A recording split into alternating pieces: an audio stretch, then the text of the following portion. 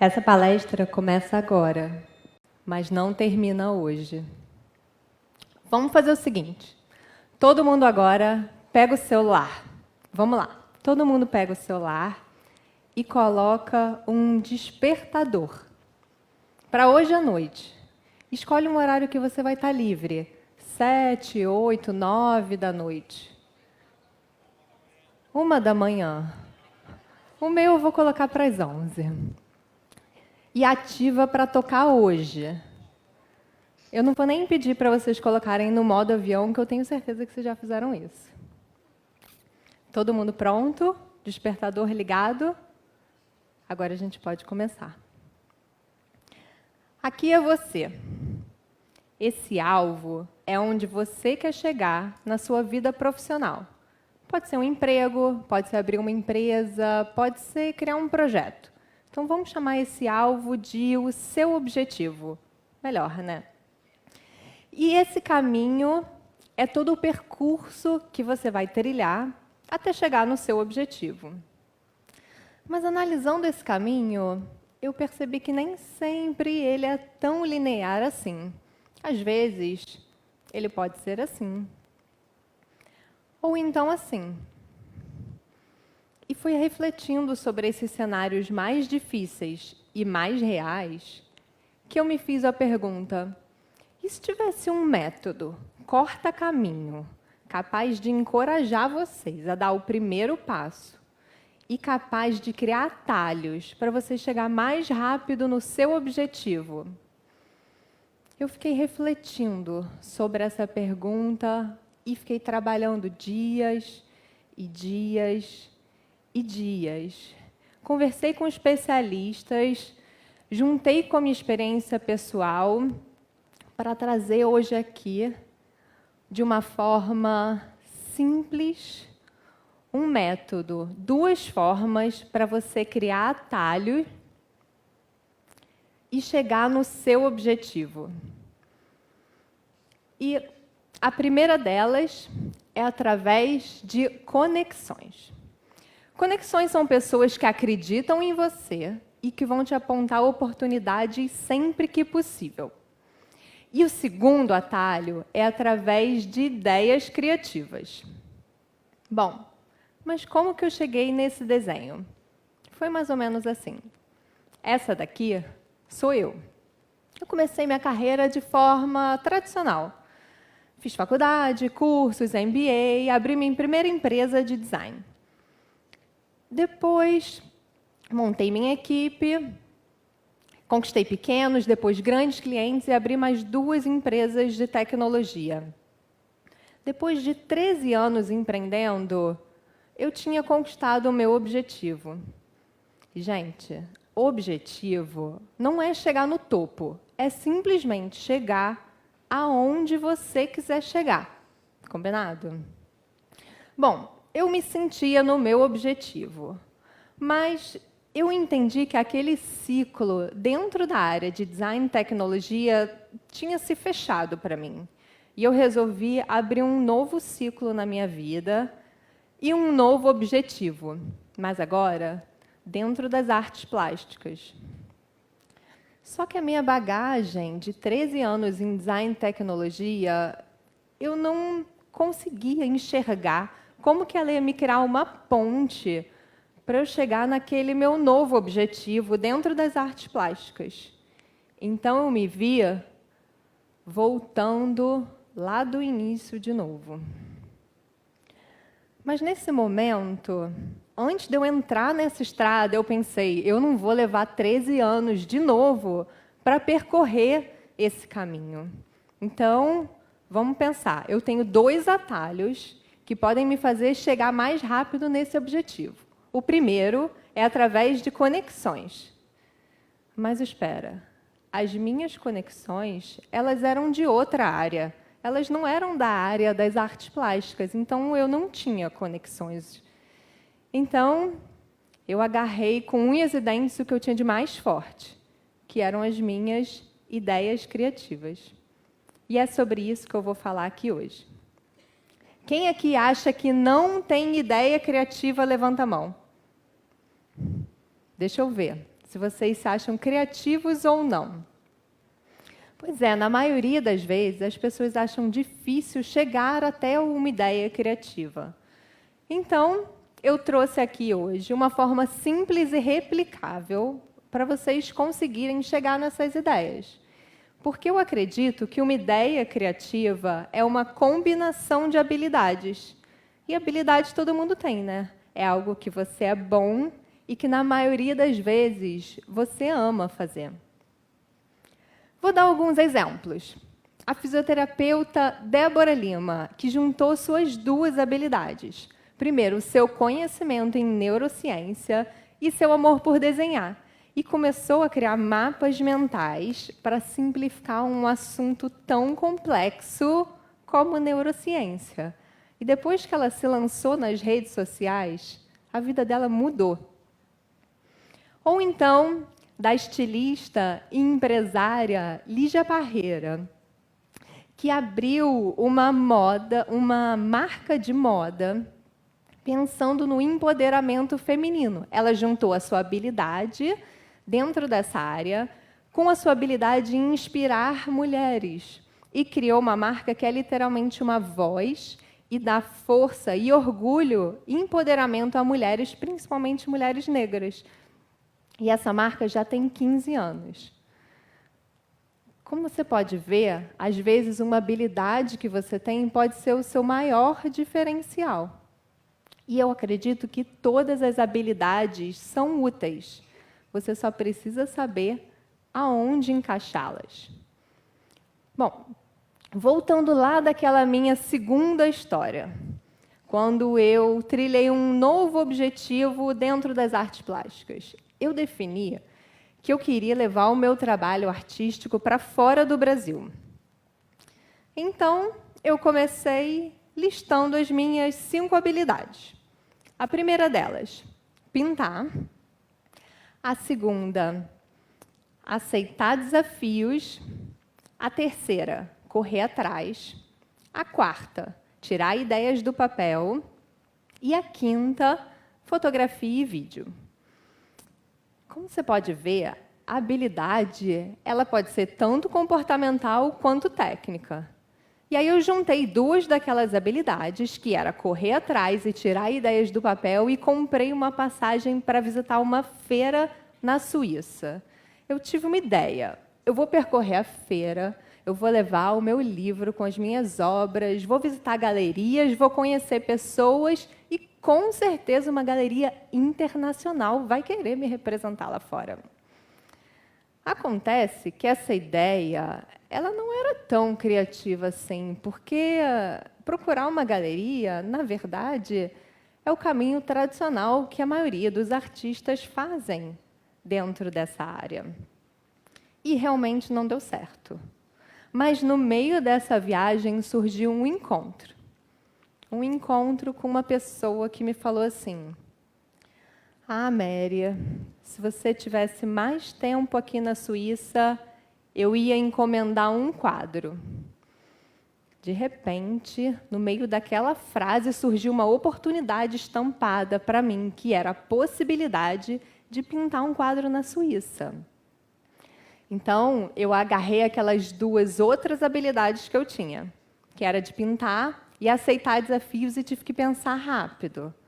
E a partir daquela oportunidade que surgiu daquele encontro, numa cidade que eu não tinha nem tela, nem tinta, nem lugar para pintar, nem cavalete, nada, se transformou em apenas 3 dias num quadro de 3 metros na Suíça. Quando eu vim hoje aqui, eu enxerguei uma oportunidade de trazer para vocês um atalho que vai fazer vocês chegarem mais rápido até o seu objetivo através de ideias criativas. Então, o primeiro passo para a gente conseguir implementar esse método é cada um reconhecer as suas habilidades. Vamos fazer o seguinte, todo mundo pega o celular de novo. Vamos lá. Mas agora, abre no bloco de notas. Quando você abrir no bloco de notas, escreve assim, hashtag minhas 5 habilidades. Tudo junto, né, gente? Hashtag minhas 5 habilidades. E aí você pula uma linha e coloca 1, 2, 3, 4, 5. Mas não preenche agora. Habilidade é algo que você é bom e que você ama fazer. Então, começa a pensar sobre isso. Mas só copia, não preenche. E aí, depois, você pula uma linha e escreve assim. Posso te ensinar alguma coisa nesta semana? Presta atenção na força dessa frase. Posso te ensinar alguma coisa nesta semana? Quando você escrever isso, você vai estar dizendo o seguinte para as pessoas. Eu tenho esse conhecimento e eu tenho disponibilidade para te ensinar nessa semana. Vocês entenderam a força dessa frase? Agora pode guardar o celular, porque vocês vão preencher isso só depois. E aí, vocês vão pegar tudo isso que vocês escreveram e vão levar para um lugar que vai dar muita visibilidade. Vocês vão apostar no digital. O digital conseguiu democratizar o acesso. É onde todas as pessoas têm voz e possibilidade de alcance. Onde todo mundo parte do mesmo ponto. Todas as contas um dia tiveram 0 seguidores. Quando você aposta no digital, coisas incríveis podem acontecer. E, gente, eu sei que o verbo é postar, né? Mas eu estou falando de aposta mesmo. E não é colocar dinheiro, é você acreditar que aquele post pode te trazer algo que você nem imagina. Aí você deve estar se perguntando, eu vou ter que postar isso nas minhas redes sociais? Vai. Se você tem 2 redes, poste em 2. Se você tem 5, poste em 5. Se quiser escrever só texto, tudo bem. Se a rede social precisar de foto, coloca alguma que represente você, ou aquela sua habilidade. E não esquece da hashtag minhas 5 habilidades tudo junto. Porque quando você usa uma hashtag, você permite que outras pessoas te encontrem. E você também vai poder encontrar outras pessoas. E você vai ver que vai ter gente interessada no que você tem a ensinar. E talvez você se surpreenda com a quantidade de mensagens que você vai receber. E a partir dessas mensagens, dessas pessoas que têm interesse naquelas habilidades que você tem disponibilidade de ensinar, o seu próximo passo é marcar um encontro mesmo. E quando esse encontro acontecer, dentro de uma semana, você ensina aquela sua habilidade que a pessoa está precisando aprender. Segundo a pirâmide de aprendizagem do psicanalista americano William Glasser, ensinar é a melhor forma de aprender. É quando você absorve 95% daquele conteúdo. Ou seja, ensinar vai te fazer ainda melhor naquilo que você já sabe. Muito importante, não esquece de registrar esse encontro. Pode ser uma foto ou uma selfie mesmo, porque tem mais uma coisa que eu vou te pedir, eu juro que ela é a última, mas ela é muito valiosa. Você vai postar essa foto também. Junto com a hashtag, claro, das minhas 5 habilidades. Depois que você fizer isso, você não tem ideia do que vai acontecer. Quando eu voltei da Suíça, eu peguei todos os registros que eu tinha feito ali. Porque mesmo eu estando sozinha, com apenas 3 dias para pintar um quadro, eu sabia que era muito importante registrar tudo como desse, como eu pudesse. Então, eu peguei todos aqueles registros e apostei no digital. E fui contando cada pedacinho daquela história que tinha acontecido ali. E o que aconteceu é que eu mesmo comecei a dar mais valor para aquelas minhas habilidades. E comecei a descobrir umas outras também, que eu não tinha percebido que eu tinha. E aí eu fui combinando todas essas habilidades e cheguei na seguinte ideia criativa, de um projeto em que eu viajo o mundo pintando, criando uma imersão de arte na casa das pessoas, uma experiência que nunca ninguém proporcionou no mundo da arte, que tem como resultado um quadro pendurado na parede. Depois que eu cheguei nessa ideia, eu sabia que ela ia me ajudar a chegar mais rápido no meu objetivo, que era levar o meu trabalho para vários países do mundo. Mas, em paralelo a isso, foi surgindo algo aqui do meu lado. Algo que eu não tinha percebido antes. As pessoas que viram aqueles posts que eu fiz começaram a reconhecer as minhas habilidades e passaram a acreditar em mim. E mesmo pessoas que eu não sabia que podiam me ajudar a chegar no meu objetivo, começaram a me apontar oportunidades. E essas pessoas, ou que eu já conhecia, ou que passaram a me acompanhar no digital, viraram as minhas atuais conexões. E você lembra que eu disse lá na frente que existem 2 formas para você criar atalho e chegar mais rápido no seu objetivo, que é através de conexões e de ideias criativas? Quando eu juntei esses 2 no meu projeto, ele voou para a Malásia, para a Holanda, para outra cidade na Suíça, para a Itália e para os Estados Unidos. Tudo isso em 1 ano.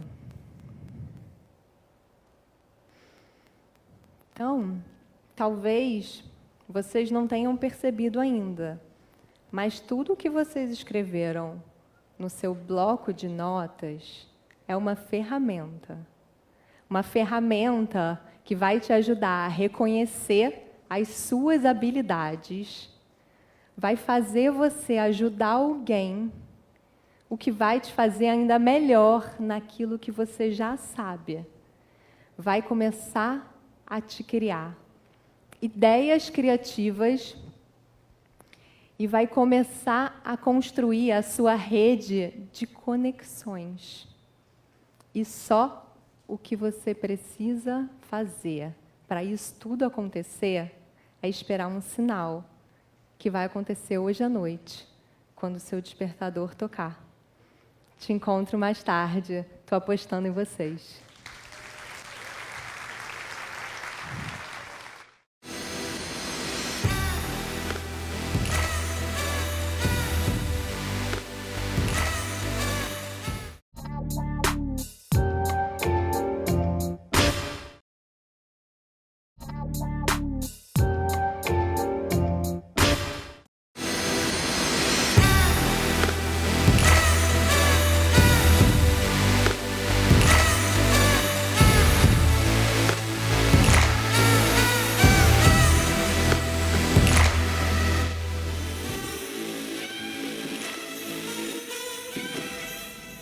Olá, tudo bem com vocês?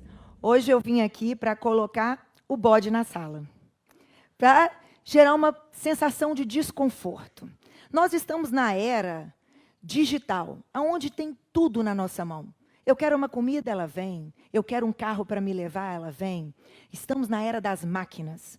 Mas vocês sabem como comandar a máquina mais bonita e mais perfeita, mas também a mais complexa?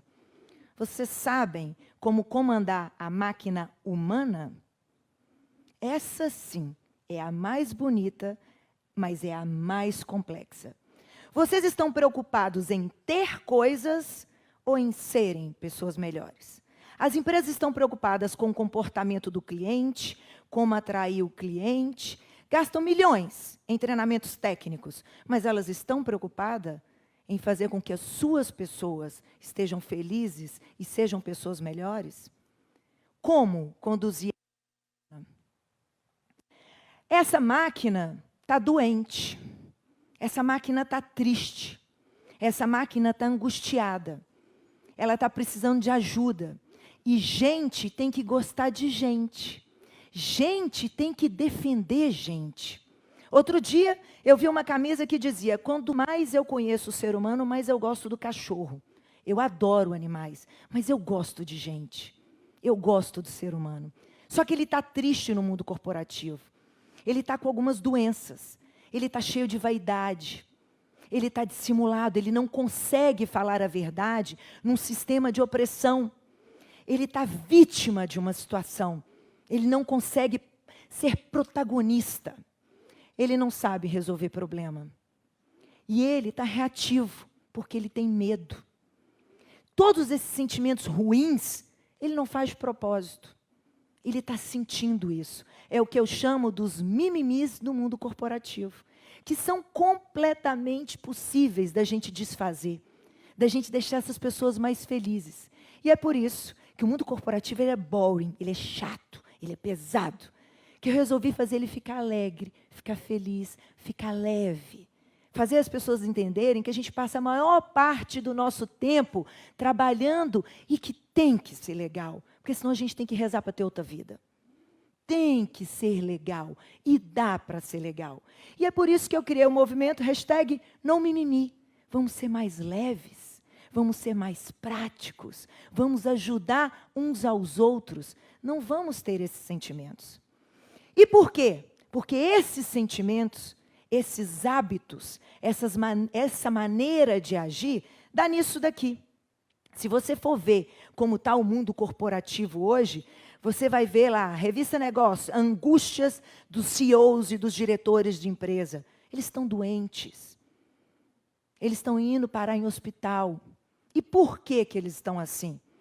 Porque se eu quero fazer bem feito, faço eu mesmo. Afinal, não tem mais ninguém inteligente do que eu. Então, centralizo, deixo tudo para mim, sim, fico doente.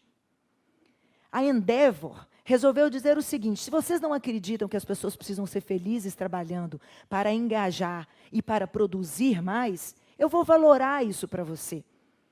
Ela calcula que no Brasil a gente perde 42 bilhões de dólares anual pela nossa improdutividade. Aquilo que a gente faz em 1 hora, um americano faz em 15 minutos. Se você vai ver, o Valor Econômico colocou: nós somos educados para falhar na carreira. Nós somos robôs à espera de manutenção. Em ambiente assim, ninguém inova. Em ambiente assim, as pessoas não agregam. A destruição de valor dos insatisfeitos. O que um insatisfeito faz, o satisfeito nunca consegue consertar. CEOs têm que sair de cima do muro e têm que começar a entender que o maior patrimônio de uma empresa são suas pessoas. E tem que começar a cuidar delas. Prazer, meu nome é Érica Linhares. A minha vida começa no interior de Minas Gerais. Eu tinha 15 anos e eu era Miss. Chegava na escola assim, ó. Meu pai era muito rico. Na época, ele tinha um Escort XR3. Para quem não sabe, era como se fosse uma Ferrari hoje. Eu chegava de Escort conversível. Eu era o máximo.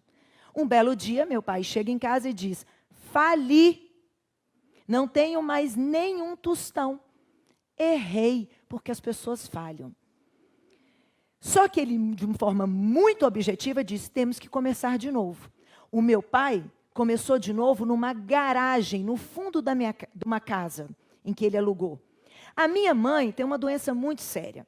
Para vocês terem noção, ela toma morfina. Ela sente dor todos os dias. Todos os dias. Ela pegou uma carrocinha de cachorro-quente, foi para a principal praça da cidade e foi vender, porque ela precisava de dinheiro para pagar o plano de saúde. Os meus irmãos foram vender talão de estacionamento, todos mais novos do que eu, uma escadinha. E eu, na economia informal, comecei sendo sacoleira, vendendo roupa. E vendia muito. De lá fui para o sistema público, onde as pessoas falam: não dá para prosperar, ninguém quer trabalhar. Ninguém quem? Eu queria. Eu dei recorde de arrecadação na prefeitura de Sete Lagoas. Da prefeitura, eu decidi ir para o sistema privado. Comecei de novo, do zero. Fui ser atendente de loja. E nessa empresa que eu comecei como atendente de loja no setor privado, eu saí da empresa como diretora nacional de uma das maiores empresas de tecnologia deste país, a TIM, com 63 milhões de clientes.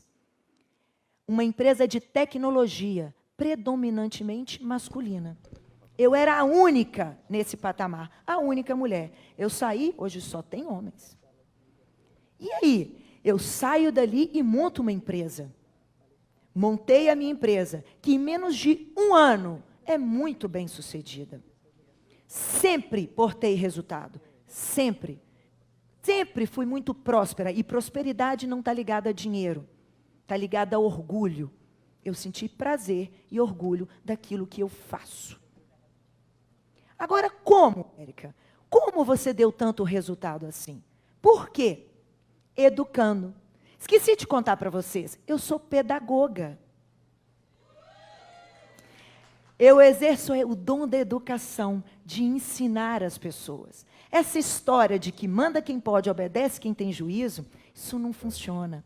Isso é para quem não é dono de si. Isso é para quem não acredita no outro. Isso é para quem tem que usar autoridade. Eu, como educadora, eu tinha o princípio de educar, ajudar, dar a mão. Eu não queria fazer pedagogia. Eu queria psicologia. Eu pegava... Mas calma, eu pegava os bebezinhos lá, as minhas bonecas, e tratava as minhas bonecas. Mas, na minha cidade, só tinha pedagogia. E eu aprendi na minha vida a ser grata a tudo e qualquer oportunidade que me dão. Se é pedagogia que eu tenho, que eu vou fazer, e vou fazer bem feito. Porque tudo ensina, a gente aprende com tudo. Desperdício é você fazer qualquer faculdade, ou entrar em qualquer escola, ou qualquer trabalho, e fazer mal feito. É você que perde seu tempo. Só você. E a pedagogia foi quem fez eu chegar onde eu estou hoje, nesse palco do TED. E sou muito grata. Eu aprendi, quem tem filho aí como eu, que a gente já sequelou os nossos filhos. E essas sequelinhas, depois a gente pega onde? No ambiente de trabalho. E tem que educar adultos, sim. A gente desenvolve pessoas até com 80 anos. As pessoas melhoram, as pessoas se engajam. Basta você dar atenção. Basta você se interessar genuinamente por elas. Basta você simplesmente gostar de gente. E foi isso que eu fiz. Por isso que eu dei resultado a minha vida inteira. Porque eu não fiz sozinha. Eu fiz com a minha equipe. Quando eu estava na prefeitura, foi com os meus meninos adolescentes. A gente deu recorde de arrecadação. Quando eu estava na empresa, quando eu estava na iniciativa privada, o que eu percebi? Aquelas 15 mil pessoas que passaram sobre a minha gestão, eu percebi o seguinte: as que prosperavam não necessariamente tinham a mesma grade curricular, mas tinham a mesma atitude diante da vida. E eu comecei a ver as atitudes que eles tinham. E comecei a ensinar as pessoas a ter aquelas atitudes, aquele comportamento. E eles aprenderam. Eu tinha a equipe mais feliz da empresa, atestada pela revista Exame, que faz essa pesquisa. Eu tinha equipe que dava resultados exponenciais, felizes. Eu tinha funcionários que, desde o estagiário ao diretor, das pessoas que pensavam em marketing estrategicamente em trade, as pessoas que vendiam na rua, aos que davam suporte. Pessoas completamente distintas, do sul ao norte, com culturas completamente diferentes, mas todas queriam sim que alguém desse a mão, que ensinasse, que porque eles estavam prontos a aprender. E é só dessa maneira que a gente faz com que as pessoas se engajem, com que elas produzam e que as empresas tenham resultados exponenciais. Vamos tirar esse bode na sala? Por isso que ele está mandando língua para mim, porque é perfeitamente possível tirar. Dá para ser um país de ponta, dá para produzir mais do que a gente produz, dá para ser feliz e próspero trabalhando. Como? Mudando o comportamento das pessoas. Eu não estou dizendo que técnica não vale. Seria uma heresia da minha parte, que sou pedagoga. Estou dizendo que técnica sem comportamento é desperdício.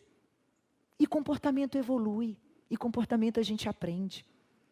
Então, sabe aqueles mimimis que eu falei lá na frente para vocês? Dá para combater um por um, de maneira leve, com amor, com cuidado. Como se combate a vaidade? Ensinando as pessoas que ninguém faz nada sozinho nesta vida. Ninguém. Você precisa dos seus funcionários. Você tem que cuidar deles. Você tem que ensinar a eles. Você tem que estar do lado deles. Você precisa dos seus pares. Uma empresa não funciona sozinha. Ela precisa de marketing, ela precisa de vendas, ela precisa de suporte, ela precisa de RH. E todos têm que estar juntos. Um dia você ajuda, um dia você será ajudado. Todos juntos. Essa competição leonina de gente matando gente não leva a gente em lugar nenhum. Você precisa ser leal ao seu chefe. Ah, mas Eric, eu não gosto do meu chefe. Em empresa é coisa prática. Você não está ali para gostar de ninguém. Você não escolhe com quem você vai trabalhar. Você chega lá, as pessoas estão escolhidas. Ali tem a delícia do exercício da tolerância, da empatia, de se colocar no lugar do outro, de saber que existem pessoas que pensam diferente de você. Não tem essa história, ai, mas não gosto de negro, ai, mas não gosto de mulher, ai, mas não gosto de gay. Não interessa. Ali dentro só interessa uma coisa, só um julgamento, performance. Se a pessoa entrega, se ela agrega, o resto é um juízo de valor seu, fique com ele para você. Não cabe isso dentro de uma organização, dentro da empresa. Você tem sim que ser leal à empresa e leal ao seu chefe, gostando ou não. Se ele não te pedir para fazer nada que fere os seus princípios, aquilo que você se comprometeu a fazer, você tem que fazer. Isso é lealdade. Então você tem que aprender que para você ser feliz num ambiente de trabalho, você faz parte de um todo. Você tem que ser leal ao seu chefe. Você tem que ser parceiro dos seus pares. E você tem que cuidar dos seus funcionários. Quando você entende isso, você deixa a vaidade de lado. Você entende que você não é uma pessoa. Você é uma pessoa que faz parte de um todo. A gente tem que acabar com a dissimulação. A gente tem medo de falar a verdade. A gente tem medo do debate. Por quê? Debate é a coisa mais rica do mundo. Eu não sei se o papai e a mamãe de vocês disseram para vocês que vocês são as pessoas mais incríveis do mundo. Desculpa, não são. Existem pessoas muito melhores que vocês por aí. Vamos escutá-las. Vamos aprender com elas. Gênios são poucos, o resto está na média. E as pessoas vão pensar diferente de você. E você vai dar a sua opinião e vai escutar uma opinião diferente. E isso é rico e isso é lindo. E quando as pessoas entendem isso, elas começam a entender que a cada debate elas saem mais ricas, mais inteligentes, mais produtivas. E que isso não é briga. Isso é simplesmente uma discussão de ideias, onde pessoas pensam diferente e está aí a riqueza da vida. A gente tem que ensinar as pessoas a falar o que elas pensam. Não é uma verdade absoluta, mas é o que ele pensa, não pode dissimular, falar para agradar. E a gente tem que ensinar as pessoas a escutarem, a entender que elas não são donas da razão. Você não tem que ganhar a discussão, você tem que aprender numa discussão. Vitimismo, a gente tem que tirar essa coisa, essa carga que a gente tem de vítima. Existem pessoas que precisam de assistência? Óbvio que existem. Elas estão abaixo da linha da pobreza e todos nós temos que ajudar e fazer algo. Mas existem várias outras que não precisam. Elas precisam sim se tornar protagonista da vida delas. E entender que elas são totalmente capazes. É mais difícil para uns do que para outros? Óbvio que é. Eu não estou dizendo que é igual para todo mundo, porque não é. Não vamos ser hipócritas. Eu só estou dizendo que dá. Que dá. E não, a mensagem não pode ser diferente. A mensagem não pode dizer, se você nasceu assim, nesse lugar, com essa característica, sua vida acabou. Não! Nem a hipocrisia de dizer que é igual, e nem a tragédia de dizer que não dá. Dá. Toma o volante da tua vida e siga em frente, porque dá. Não se faça de vítima. A gente tem que tirar também, ensinar as pessoas a resolverem problemas. Problema é inerente à vida. Uns tornam ele em obstáculo, outros tornam ele em desafio. E está aí a diferença de quem é feliz e infeliz. Aquele que torna o problema em desafio, toda vez que ele resolve, dá endorfina dentro do sangue dele. E ele se sente cada vez mais potente, mais potente, mais potente. Aquele que transforma o problema dele em obstáculo, ele transforma aquilo numa grande muleta, numa grande desculpa e não realiza nada. E vai se sentir sempre fracassado. E cada vez pior. E cada vez pior. Problemas são inerentes à vida. Temos 3 tipos de problema. Os que não têm solução, solucionados estão. Os que a gente inventa e tem que parar de inventar problema. E os que são problemas reais, tem que ir lá e resolver. É só isso. Vamos simplificar a vida. Não compliquem a vida. Reatividade. As empresas hoje não querem que as pessoas se adaptem. Elas querem que a pessoa inova. Como é que uma pessoa vai inovar num ambiente de medo, de opressão?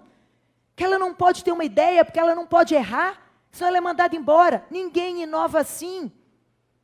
Atrás de uma inovação tem erros calculados, responsáveis, mas as pessoas estão tentando. Em opressão não se inova, em opressão não tem país de ponta, não tem empresa de ponta, não tem. É preciso fazer as pessoas terem qualidade de vida, para oxigenar o cérebro, para levar o filho na escola, para tomar um chopp com os amigos. É necessário, senão não inova. As pessoas estressadas, angustiadas e com medo, não inovam. São reativas, elas têm medo. E por que a gente tem que preocupar com o comportamento? As pessoas têm que pensar muito mais em ser pessoas melhores do que em ter coisas. Elas gastam muito dinheiro comprando coisas e pouco em tentando ser pessoas melhores, não ter aqueles sentimentos. As empresas gastam milhões com o comportamento de cliente e desempenho técnico e esquecem de investir no comportamento do seu funcionário. E por que a gente tem que fazer isso? Porque a gente gosta de gente.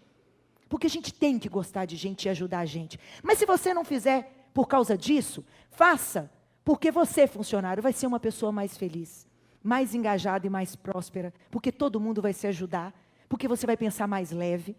E você, empresa, faça, porque um funcionário feliz, engajado, produz mais, e você vai ter mais lucro. Enfim, último recado que eu quero dizer para vocês, sejam gratos, gostem do que tem para hoje. Se é isso que tem, faça bem feito. E lute por aquilo que você quer. Agora, se você não fizer o que você tem hoje bem feito, você não chega aonde você quer. Estou eternamente grata de estar aqui hoje. Muito obrigado por ter conseguido passar a mensagem para vocês.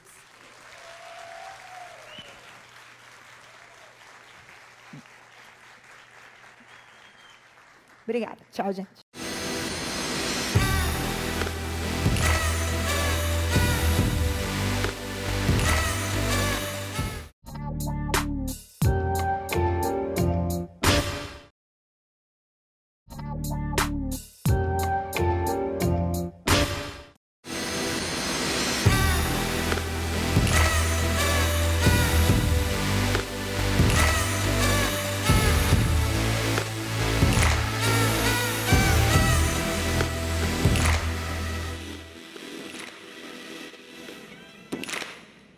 Gente, eu não sei vocês, mas uma das coisas mais lindas que há na vida, na minha opinião, é a gravidez.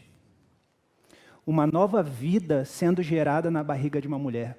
Olha isso e me diz se não é uma coisa linda. Claro que é uma coisa linda. A gravidez é uma condição maravilhosa. E justamente por isso, ela requer uma atenção especial. Toda mulher, ao se saber grávida, vai ao médico para procurar uma orientação, se está tudo certo com a sua saúde, com a saúde do seu bebê, se está tudo certo no entorno onde ela vive, onde ela trabalha, por onde ela transita. Além disso, a mãe e o pai também, obviamente, vão ter que se adaptar a essa nova fase de suas vidas.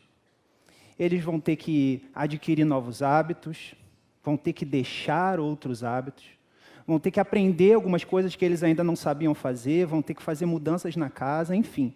Eles vão ter que se capacitar para gerenciar esse novo momento de suas vidas. Mas por que eu estou falando para vocês de gravidez e de tudo o que acontece na vida de um pai e de uma mãe quando vem um filho, se o tema da minha fala é longevidade e cidades? Porque há muitas semelhanças entre a longevidade e a gravidez. A primeira grande semelhança, e que eu acho muito importante enfatizar aqui para vocês, é que assim como a gravidez é um fato maravilhoso, a longevidade também é um fato maravilhoso, também é uma condição maravilhosa.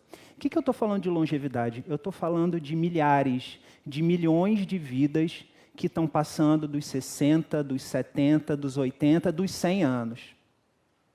Nunca na história da humanidade tantas pessoas viveram tanto tempo quanto hoje. E isso é um fato inédito e, portanto, é uma condição maravilhosa. Há outras semelhanças entre a gravidez e a longevidade. Assim como para cada criança que nasce há um pai e uma mãe, também a longevidade tem a sua mãe e o seu pai. A mãe da longevidade, ou seja, o terreno fértil para que essas muitas vidas que estão passando dos 60 vão em frente até os 70, os 80, até os 100, a mãe da longevidade são as cidades, são as áreas urbanas em que nós vivemos. E o pai da longevidade, ou os pais da longevidade, são aqueles que vão fazer as adaptações, são aqueles que vão fazer as transformações para criar as melhores condições para que essas muitas vidas vão com qualidade por tanto tempo. E os pais da longevidade são as gestoras e os gestores públicos, aqueles que gerenciam as cidades. O tema desse TED Talk hoje, que conecta todas as falas, é mobilidade humana. Por mobilidade humana, a gente entende acessibilidade, facilidade de deslocamento entre os espaços, mas a gente entende também a oferta de serviços e o acesso a esses serviços, a oportunidade de usar esses serviços. Há poucas mudanças na história da humanidade tão importantes e tão intimamente ligadas a ganhos de mobilidade humana quanto essa conquista da longevidade que eu estou falando para vocês. A longevidade é uma verdadeira revolução. E eu vou trazer aqui alguns dados para vocês, para mostrar do que eu estou falando em termos de evolução. Até 1950, para vocês terem uma ideia, a expectativa de vida ao nascer do brasileiro era 50 anos. Ou seja, o bebezinho que nasceu ali chorando a derrota para o Uruguai na Copa do Mundo, podia esperar ver até o ano 2000. De lá para cá, ou seja, em menos de 70 anos, a gente expandiu, a gente acrescentou 25 anos de expectativa de vida ao nascer. Isso é muita coisa, isso é um avanço civilizatório tremendo. E é incrível porque essa expectativa de vida, essa fronteira da longevidade continua sendo expandida e a gente tem projetado uma expectativa de vida ao nascer de 82 anos em poucas décadas. Tudo isso se deveu, como eu falei, a ganhos de mobilidade humana. Primeiro, a gente derrubou a mortalidade infantil, poupando várias vidas de 0 a 5 anos, oferecendo às pessoas mobilidade humana na forma de saneamento, água encanada e vacinação. Depois, a gente continuou oferecendo mais mobilidade humana às pessoas, na forma de serviços de saúde ainda mais sofisticados e a proteção da Seguridade Social, e com isso a gente derrubou a mortalidade entre as faixas etárias de 50 e 80 anos. E assim, a longevidade está sendo conquistada dia após dia pela humanidade e no Brasil também. Como eu falei, isso tudo se deveu a ganhos de mobilidade humana. E essas mudanças estão associadas a uma outra grande transformação na história da humanidade, que é a revolução da urbanização, a revolução das cidades. A longevidade e as cidades estão associadas porque é nas cidades, é nas áreas urbanas, onde tendem a estar concentrados a maior parte desses serviços que eu citei e que fazem com que a fronteira da longevidade se expanda. E a revolução da urbanização, a revolução das cidades, tem dimensões tão impressionantes quanto a revolução da longevidade. Eu vou trazer os dados para vocês referentes aos mesmos anos. Até 1950, o Brasil era praticamente um país rural. Aliás, praticamente não, era um país rural, porque só 36% dos brasileiros viviam em cidades. Hoje, menos de 70 anos depois, a gente tem 85% de brasileiros vivendo em cidades. E essa também essa revolução da longevidade, da revolução da urbanização, continua se expandindo. E a gente vai chegar a uma projeção de 92% de brasileiros vivendo em cidades. Aí está a correlação entre cidades e longevidade, que eu estou falando. E por isso que no começo da minha fala, usei essa imagem de que a mãe da longevidade são as cidades. E se a gente continuar seguindo o raciocínio em torno dessa imagem, a gente vai ver que há mais semelhanças entre a gravidez e a longevidade, além das que eu já citei. Assim como toda mãe faz um diagnóstico para avaliar se está tudo certo com sua saúde, com a saúde do seu bebê, quando ela se sabe grávida, as cidades que estão grávidas de vidas após os 60 anos, essas milhares, milhões de pessoas que vão passar dos 60 e vão embora até os 70, até os 80, as cidades também devem fazer uma avaliação. As cidades também devem fazer um diagnóstico. Será que elas estão preparadas para receber e para promover o melhor bem-estar para essas tantas pessoas que vão viver tanto tempo? Foi para ajudar as cidades nesse diagnóstico que o Instituto de Longevidade Mongeral Aegon, onde eu trabalho, a gente criou esse projeto chamado Índice de Desenvolvimento Urbano para a Longevidade, ou Índice IDL. O que é o Índice IDL? A gente recolhe indicadores públicos sobre vários pontos que importam para a longevidade com qualidade. Saúde, bem-estar, finanças, mas não só isso. Acesso à oportunidade de trabalho e educação também importa para a longevidade. Habitação também importa para a longevidade. Acesso à cultura, engajamento e participação social também importa para a longevidade. A gente recolhe todos esses dados que existem, estão públicos, mas estão dispersos, a gente reúne isso, transforma esses dados por meio de uma metodologia que vira justamente um diagnóstico para a consulta das cidades, que é disponibilizado publicamente, não só para a cidade, mas para qualquer cidadão que quer saber se a sua cidade está preparada ou não para a longevidade.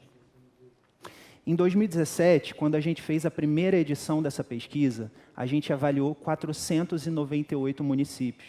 Isso é menos de 10% dos municípios brasileiros, mas nesses 498 municípios vivem 115 milhões de habitantes, portanto, mais da metade da população brasileira. Agora, em 2020, a gente vai lançar a segunda edição dessa pesquisa e a gente aumenta a quantidade de cidades avaliadas para 876 municípios, onde vivem mais de 150 milhões de brasileiros. É muito importante a gente lembrar que em 2020 a gente tem eleições municipais. E a gente quer pautar essas eleições municipais. A gente quer que a longevidade, que essa preparação para essas muitas vidas que vão passar dos 60, e eu não estou falando só de quem é idoso, eu estou falando de cada um de nós, porque todos nós queremos chegar lá na frente com muita qualidade de vida. A gente quer que isso esteja no radar dos candidatos a prefeito e a vereador e da sociedade como um todo. Por isso que desde já a gente está fazendo barulho em torno desse tema, e na nossa campanha do mês da pessoa idosa, a gente trouxe dados preliminares do IDL 2020, ou seja, da segunda edição dessa pesquisa. Para quem não sabe, o mês da pessoa idosa é sempre em outubro, e a gente sempre faz uma campanha bacana, porque é uma data importante de celebração e de conscientização para nós do Instituto de Longevidade Mongeral Aegon. Eu quero mostrar para vocês o filme que a gente criou para essa campanha de mês da pessoa idosa, que traz esses dados preliminares do IDL 2020. Acompanhe comigo, por favor. Os brasileiros estão vivendo cada vez mais. Mas 65% das cidades do país ainda não estão preparadas para o envelhecimento da minha mãe. Daqui a alguns anos, os idosos serão a maioria. Mas só que hoje, só 6% das cidades oferecem boas condições de participação social para o meu avô. Estamos em outubro, o mês do idoso. Mas 94% das cidades ainda não possuem um nível adequado de habitação para mim. Não dá para ignorar que muitas cidades ainda estão na contramão da longevidade. Envelhecer com dignidade e qualidade é um direito de todos, não apenas dos idosos. E a sua cidade? Está preparada? Acesse cidadeselongevidade.org e conte pra gente. Queremos a sua opinião. Só 35% das cidades brasileiras estão preparadas para a longevidade. Foi isso que vocês ouviram. Só 6% das cidades estão preparadas para oferecer participação social, cultura, engajamento e habitação adequados. Não dá para tampar o sol com a peneira, né, gente? A situação, infelizmente, é muito ruim e a gente tem muito por fazer para melhorar essa situação. E foi justamente para melhorar essa situação que a gente criou no Instituto de Longevidade Mongeral Egon um segundo projeto, que é para ajudar os pais da longevidade, os gestores e as gestoras públicos, aqueles que têm na mão o poder de influenciar as cidades, de criar novos serviços, de mudar os hábitos da população. Esse projeto se chama Gestão Pública para a Longevidade e foi desenvolvido em parceria com o Conselho Nacional de Direitos da Pessoa Idosa. A gente usou o IDL, usou esse primeiro projeto que eu expliquei para vocês, o diagnóstico, e transformou eles em uma capacitação. Essa capacitação é oferecida justamente para esses gestores públicos. Com quais objetivos? Disseminar o IDL como ferramenta de trabalho para esses gestores públicos, porque o IDL é uma ferramenta de diagnóstico, uma ferramenta de apoio à tomada de decisão. Segundo objetivo da capacitação, criar uma rede de troca e aprendizado entre os gestores públicos, para que eles aprendam uns com as experiências dos outros. E terceiro objetivo, melhorar a gestão pública da longevidade, obviamente. Esse tem que ser a finalidade.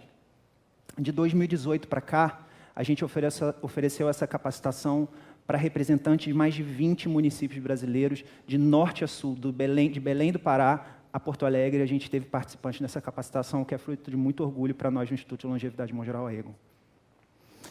Todo esse esforço de criar esses projetos, de desenvolver essas parcerias e de, enfim, oferecer essas ações, só tem uma única finalidade: garantir a mobilidade humana para todas as idades. E se a gente conseguir avançar nesse sentido, e eu acredito que a gente vai, quem sabe a gente vai deixar de ver as nossas cidades serem retratadas na mídia dessa forma. 98% dos idosos não conseguem atravessar a rua no tempo dos semáforos. 98%. Sistema de saúde não está preparado para a revolução da longevidade no Brasil.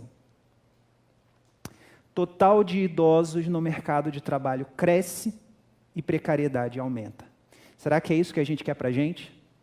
Será que é isso que a gente quer para os nossos pais, para nossas mães, para os nossos avós, para os nossos amigos? Para garantir a mobilidade humana em todas as idades, a gente tem sim que trabalhar as cidades, a gente tem sim que trabalhar a gestão pública. Só que, como eu falei, a longevidade é uma revolução e ela não atinge só o setor público. O setor privado é atingido pela revolução da longevidade. O terceiro setor é atingido pela revolução da longevidade e nós, individualmente, e as nossas famílias são atingidas pela revolução da longevidade, que, como eu falei, é uma coisa boa. Só que nós temos que nos preparar para viver essa revolução. Em outra pesquisa que a gente realiza no Instituto de Longevidade Mongeral Egon, chamada Pesquisa de Preparo para a Aposentadoria, a gente identifica que globalmente porque essa pesquisa é realizada em vários países, a gente identifica que as 3 principais aspirações das pessoas para a sua aposentadoria, ou seja, aquilo que as pessoas querem fazer, aquilo que elas sonham para as suas vidas quando se aposentarem. As 3 principais coisas que elas querem fazer ao se aposentar são viajar, passar mais tempo com amigos e familiares e praticar novos hobbies. Isso é ótimo, sabe por quê? Porque isso significa que as pessoas têm uma expectativa positiva com relação à sua longevidade. E elas podem chegar lá e realmente aproveitar tudo isso que elas querem. Por isso a longevidade é uma condição maravilhosa. Mas o que a nossa experiência mostra, não só na nossa experiência do Instituto de Longevidade, mas mundo afora, que para a gente chegar lá com essas boas condições, para a gente chegar lá e ter efetivar essas nossas aspirações, todos nós precisamos nos preparar para viver mais e melhor. Todos nós precisamos nos preparar para viver mais e melhor. Esse é o convite que eu deixo em nome do Instituto de Longevidade de Mogeral Aego a cada um de vocês, indivíduos, empresas. Todos nós precisamos nos preparar para viver mais e melhor. Juntem-se a nós nessa causa. E eu gostaria também de fazer um convite para vocês, final, antes de terminar minha fala, porque a gente ainda está no mês da pessoa idosa, ainda estamos em outubro, e, na verdade, a gente vai continuar esse tema ao longo do ano inteiro, como eu falei para vocês. E eu gostaria de convidar vocês que visitem o hot site da nossa campanha, cidadeslongevidade.org, e compartilhem, participem com a gente dessa pesquisa que a gente está fazendo. A gente quer ouvir a opinião das pessoas, o que as cidades delas precisam para melhorar e serem, de fato, cidade para todas as idades. Muito obrigado.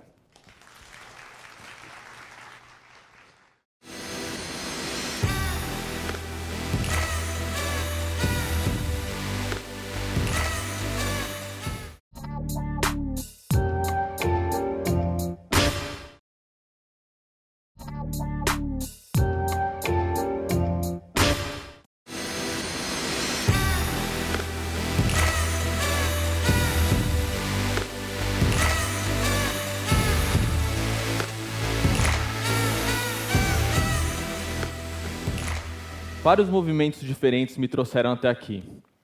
Alguns deram certo, outros nem tanto, mas toda vez que eu decidi me movimentar, sair da inércia, alguma coisa na minha vida incrível aconteceu. O primeiro movimento aconteceu em 2002, quando eu tinha 14 anos de idade. O meu sonho de infância era ser jogador de futebol.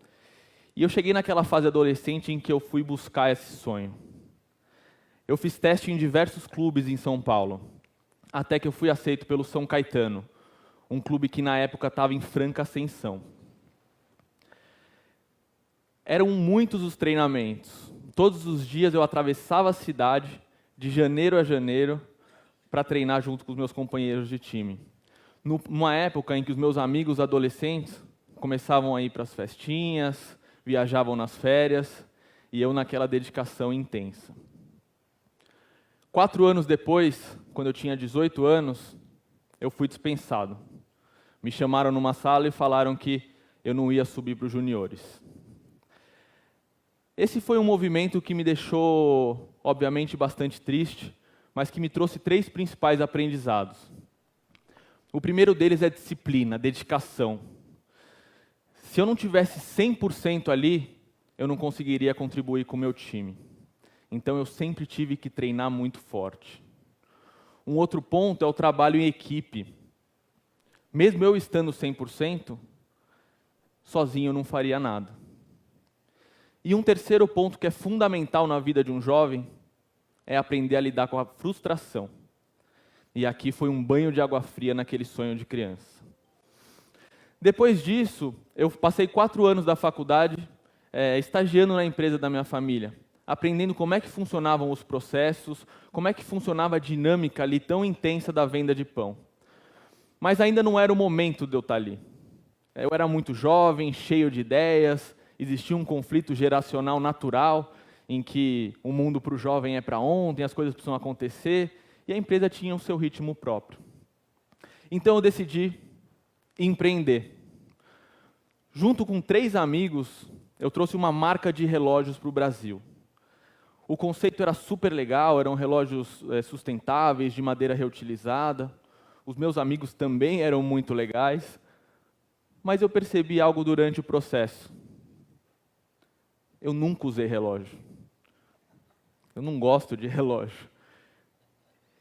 E aí eu cheguei à conclusão de que não fazia o menor sentido estar ali. Foi uma experiência morna, sem paixão. E diferente da frustração que o esporte me trouxe, em que eu me dedicava 100%, aquilo ali me trouxe uma frustração negativa. Eu não estava entregue de corpo e alma. Obviamente, o caminho natural foi vender a empresa. E como foi dito no começo, eu precisava achar meu caminho. E o caminho não existe, o caminho se faz caminhando. Então eu e minha esposa decidimos passar um ano viajando. Nós fomos para os 5 continentes, para 37 países, mais de 120 cidades, em uma experiência que foi realmente transformadora nas nossas vidas. A pergunta que todos nos fazem, obviamente, o ser humano gosta de ranquear as coisas, é: qual o lugar mais legal que vocês foram? E é impossível responder isso. Cada lugar teve a sua característica, a sua experiência, o seu impacto nas nossas vidas. Então, ao invés de falar de lugares, eu quero falar de experiências, de aprendizados que essa jornada me trouxe. A primeira delas aconteceu na Etiópia, na fronteira com a Eritreia, um lugar super inóspito, perigoso até. Os países entraram em conflito há alguns anos atrás. Nós estávamos em busca de um vulcão em atividade e já estávamos há 72 horas sem conexão de celular. E isso no mundo atual é bem complicado. Eu olhava para minha esposa e falava: e aí, a gente não está sozinho no mundo mesmo? A gente não vai conseguir falar com ninguém? E ela: cara, quando que a gente vai voltar a ter sinal? Até que a gente, no caminho, aqui é na depressão de Danakil, a gente não tinha nenhuma estrutura turística para dormir. Então a gente dormia nas comunidades ao longo do trajeto.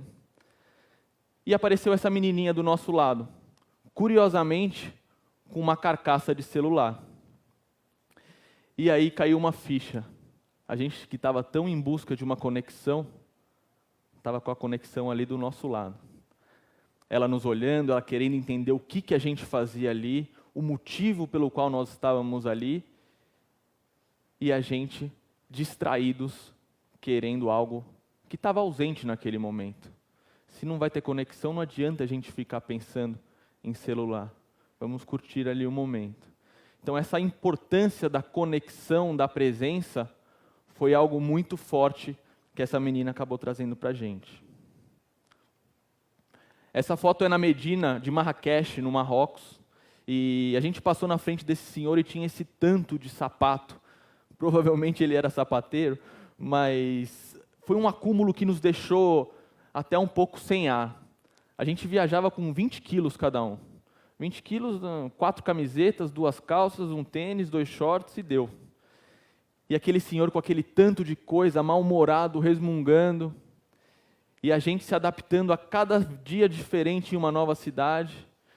Nos caiu a ficha de que o apego, essa questão do acúmulo, ele precisa ser urgentemente substituído pelo poder de adaptação. A gente precisa ter respeito pela história, a gente precisa preservar a história, mas a gente precisa estar muito aberto para adaptação ao que vem. Um terceiro ponto que nos marcou muito foi na Islândia. A gente estava dirigindo e, de repente, um menino parou e nos pediu carona. E a gente deu carona, foi conversando, ele era inglês, tinha mais ou menos uns 18 anos de idade. E nas conversas ele disse que tinha uma grande paixão, uma norueguesa, e que ele escrevia cartas e poemas para ela. E eu sempre adorei escrever. Então eu logo perguntei: cara, você consegue ler para a gente aí um poema? E na hora ele travou. Ele falou: não, isso aqui é meu. Cara, eu nunca li um poema meu para ninguém. Eu falei: cara, eu te juro, a gente nunca mais vai se encontrar. Abre aí. Lê o poema para mim. Ele respirou fundo, abriu o caderninho dele e começou a ler.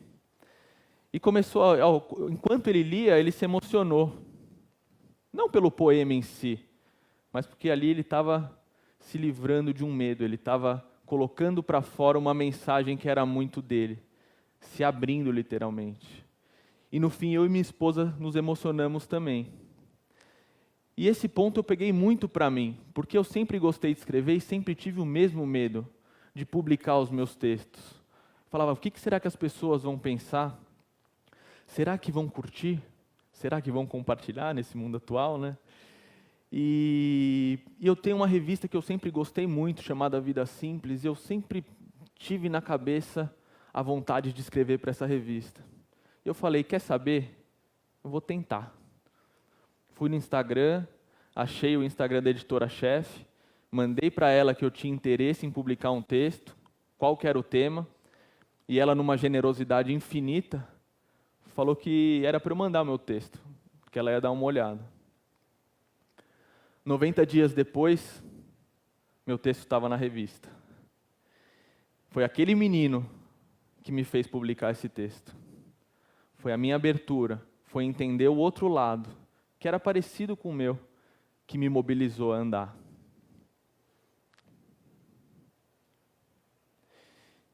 E um outro ponto, para finalizar essas 4 reflexões sobre a minha viagem, é em relação ao que nós somos e ao que nós somos capazes. Esse cruzamento em Shibuya, em Tóquio, no Japão, e ele é conhecido como um dos cruzamentos mais movimentados do mundo. São 8 intersecções que acabam se cruzando no mesmo momento. E toda vez que hoje eu faço alguma coisa relevante, que as pessoas vêm me enaltecer por alguma coisa, eu lembro que todas as 120 cidades que eu fui durante esse ano estão acontecendo da mesma forma, sem a minha presença. Nós somos isso. Nós somos literalmente grãos nesse mundão. Ao mesmo tempo, eu fui a monumentos incríveis. O Taj Mahal na Índia, por exemplo, é algo que você olha e se pergunta, como é que o homem construiu isso daqui? Então, é não deixar de lado o nosso poder de realização, mas tudo que a gente fizer não nos faz melhores do que ninguém. E aí, em 2016, eu voltei dessa experiência que foi literalmente transformadora na minha vida, com o desafio de liderar um processo de sucessão e de transformação dentro da Wikibold. Uma empresa de 81 anos, tradicionalista, com um legado super importante na panificação, e eu, com toda aquela bagagem, tinha que dar a minha marca. Se fosse somente para perpetuar o legado empresarial, o que já é um baita desafio, talvez em algum momento eu me sentisse desanimado. Mas eu voltei com a missão de entender como é que a companhia poderia trabalhar de uma forma mais ampla socialmente. O que é que aquele 1 milhão de pães que a gente vendia todos os dias poderia levar de mensagem e melhorar a sociedade de certa forma? E aí, pegando os aprendizados de conexão, adaptação, coragem e poder de realização, eu dei visibilidade a um projeto que já acontecia na companhia, mas de forma muito tímida, que é o Origens Brasil. O Origens foi criado pelo Imaflora, que é uma organização não governamental, e que ele consiste basicamente na compra de produtos da floresta diretamente das comunidades extrativistas. Qual que é a diferença desse processo? Antigamente, os atravessadores, como eles são chamados, passavam ao longo do rio e compravam essas castanhas a um preço abusivo desses extrativistas. E o lucro do processo ficava todo na mão desses atravessadores. O que as ONGs conseguiram fazer, juntamente com a empresa, foi estruturar uma dinâmica comercial lá entre eles, para que a gente pudesse comprar essa castanha diretamente dos extrativistas. E isso acabou deixando o dinheiro na mão de quem é realmente protagonista na cadeia. O que é muito legal desse projeto?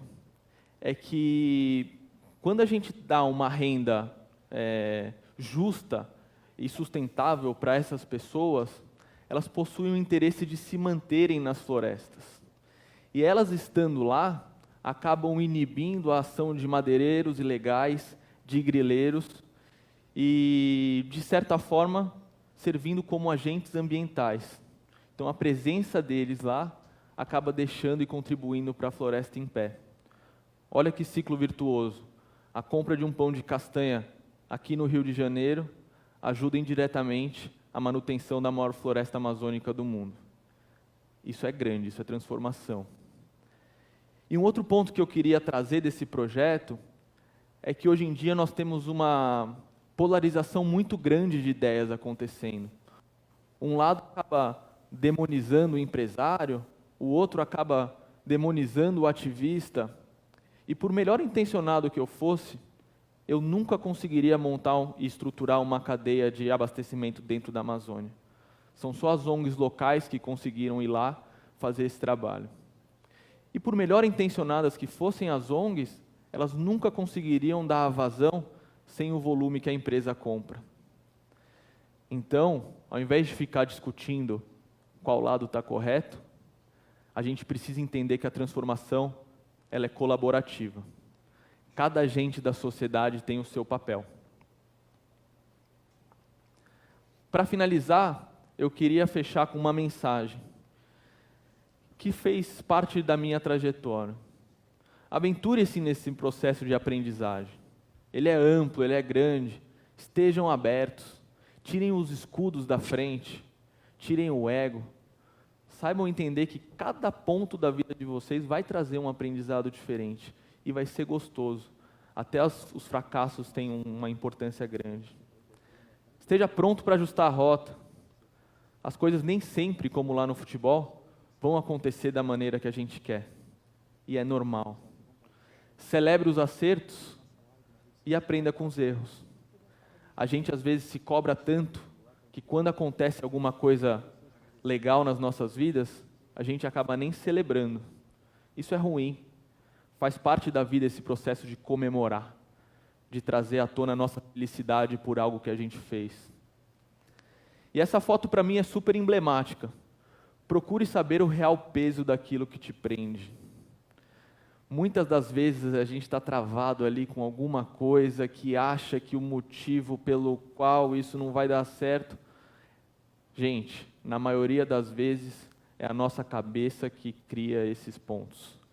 Então não deixa uma cadeira prender um cavalo cheio de potência. Não deixem uma coisa pequena inibir o que vocês têm para movimentar o mundo. E respondendo à pergunta da palestra, quando você descobrir aquilo que te move, não tenha dúvida, você vai conseguir mover o mundo. Obrigado, gente.